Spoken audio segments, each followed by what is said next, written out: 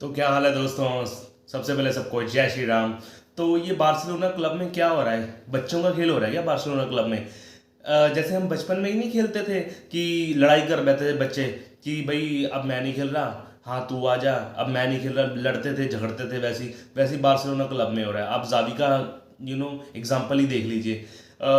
समझ नहीं आ रहा, पता नहीं क्या हो रहा है, लपोटा को हो रहा है क्या, या फिर इसकी मैनेजमेंट को, या फिर डेको को, पता नहीं क्या हो रहा है। जावी को सैक कर दिया गया, हटा दिया गया एज ए मैनेजर।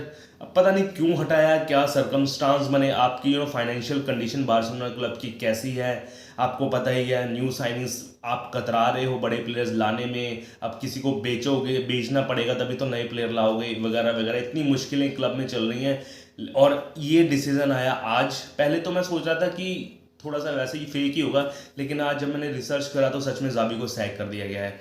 बहुत ही वाहियात डिसीजन था मेरे ख्याल से लपोर्टा का।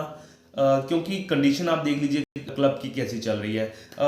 तो जावी का ऐसा होता है ना कि जिस तरह के वो लेजेंड है क्लब के, बार्सिलोना प्लेयर्स के, one of the greatest midfielder रहे हैं वो। उनके साथ अगर आपने हटाना था तो हटा देते, लेकिन जिस तरह से इनको हटाया गया वो कतई एक्सेप्टेबल नहीं है, क्योंकि बार्सिलोना के लेजेंड रह चुके हैं, इतने तगड़े मिडफील्डर रह चुके हैं। तो इतना थोड़ा सा कुछ ज़्यादा ही कर दिया लेपोर्टा ने। अब जावी देखो अ, दो एक दो महीने में जावी अपने आप ही इस क्लब से हटना चाहते थे।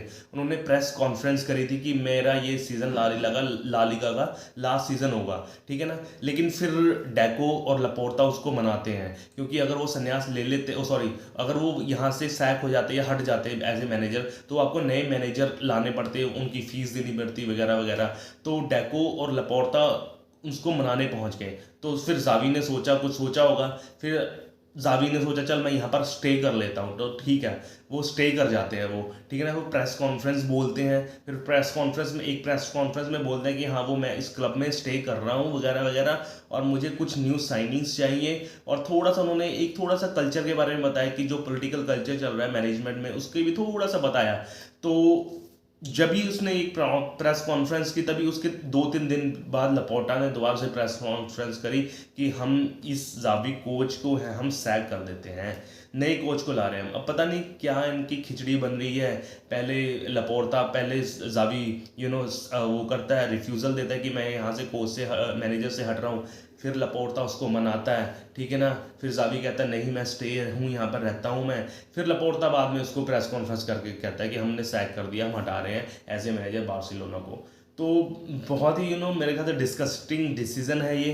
क्योंकि अगर हम एज ए मैनेजर की बात करें ना, तो बार्सिलोना का तो काफ़ी ठीक ठाक रहा है, काफ़ी अच्छा रहा है। जब ये 2 साल 2021-22 में आए थे ये एज ए मैनेजर, तो काफ़ी लड़खड़ा रही थी बार्सिलोना की टीम, 17वें नंबर पे थी ये, तो 5वें 6ठे नंबर पर लेके आए उसको, ठीक है ना, उस पिछले से पिछले सीजन में। और पिछले सीजन में इन्होंने ला लीगा का चैंपियंस बनाया उसको, बार्सिलोना को, जावी ने। और फिलहाल इस जो पॉइंट्स टेबल में बात कर रहा हूँ ला लीगा की, तो दूसरे नंबर पर है बार्सिलोना। इतना खराब प्रदर्शन भी नहीं रहा। अगर एक आपको ला लीगा की ट्रॉफी जिताई है उसने, इस प्रेजेंट जो ला लीगा सिचुएशन है उसमें दूसरे नंबर पर है ये टीम, और एक सुपर कप भी जीता है। तो इतना परफॉर्मेंस खराब भी नहीं है, क्योंकि आपके पास देखोगे ना, प्लेयर इतने तगड़े प्लेयर भी नहीं है आपके पास, साइनिंग्स भी इतनी अच्छी नहीं है, आपकी फाइनेंशियल कंडीशन भी नहीं अच्छी है, और ये जो टीम है ना ये ट्रांजिशन फेज में चल रही है। तो उस हिसाब से रिजल्ट जो है जावी का काफ़ी अच्छा रहा है मेरे ख्याल से, इतना बुरा भी नहीं रहा।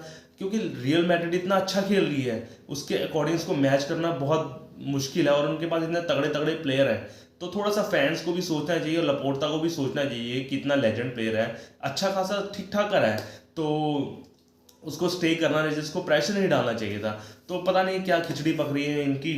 तो एज ए मैनेजर सैक कर दिए गए हैं जावी। और अब जो नए मैनेजर हैं वो मेरे ख्याल से 99% हो गया है उनको, 99% हो गया है। हाँ, नए कोच जो आए हैं ना, हांसी फ्लिक आए हैं वो, जर्मन साइड बायर्न म्यूनिख को लीड कर चुके हैं, ट्रैवल जिता चुके हैं 2019 में वो। लेकिन एज ए कोचिंग की बात करें तो काफ़ी एग्रेसिव जो वो मैनेजर हैं वो, उनकी जो खेलने की टेक्निक है ना, वो प्रेस करते हैं, वो ज़्यादा हाई लाइन में खेलते हैं, वो जैसे हमारे जर्जन क्लॉप खेलते थे ना, एग्रेसिव थे और हाई लाइन में खेलते थे, वैसे ही सेम हांसी फ्लिक हैं।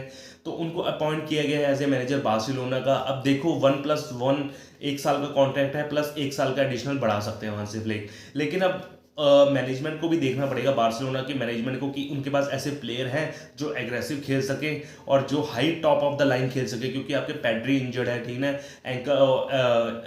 आपके गावी भी एसीएल में इनको चोट लगी हुई है, एसीएल उनका लिगामेंट खराब हो चुका है, ठीक है ना। एक दो प्लेयर और भी इंजर्ड है, तो और फ्रैंकी डियोंग भी, 3-4 प्लेयर तो मैंने ही गिला दिए इंजर्ड है। तो प्लेयर भी वैसे होने चाहिए जो टॉप ऑफ द लाइन खेले, एग्रेसिव हों। तो मेरे ख्याल से ये जल्दबाजी में लिया हुआ डिसीजन है, और फैंस भी काफ़ी इसको डिसीजन को अच्छा नहीं मान रहे हैं। मेरे ख्याल से डिसीजन जल्दबाजी में डिसीजन लिया गया है, क्योंकि आपके पास वो प्लेयर नहीं है हांसी फ्लिक जिनको अपने एग्रेसिव मोड में खिलाना चाहे। तो देखते हैं क्या होगा, एंड रिजल्ट क्या होगा। मेरे ख्याल से रिजल्ट कुछ अच्छा नहीं होगा, लेकिन अच्छा नहीं होगा ये वाला हांसी फ्लिक का जो उन्होंने चूज़ किया है।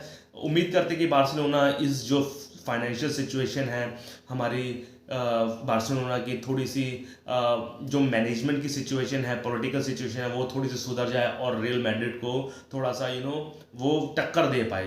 तो फिलहाल यही था, जावी सैक कर दिए गए और न्यू मैनेजर हांसी फ्लिक आए हैं। तब तक के लिए मेरे चैनल को लाइक शेयर सब्सक्राइब कीजिए। ओके बाय, जय श्री राम।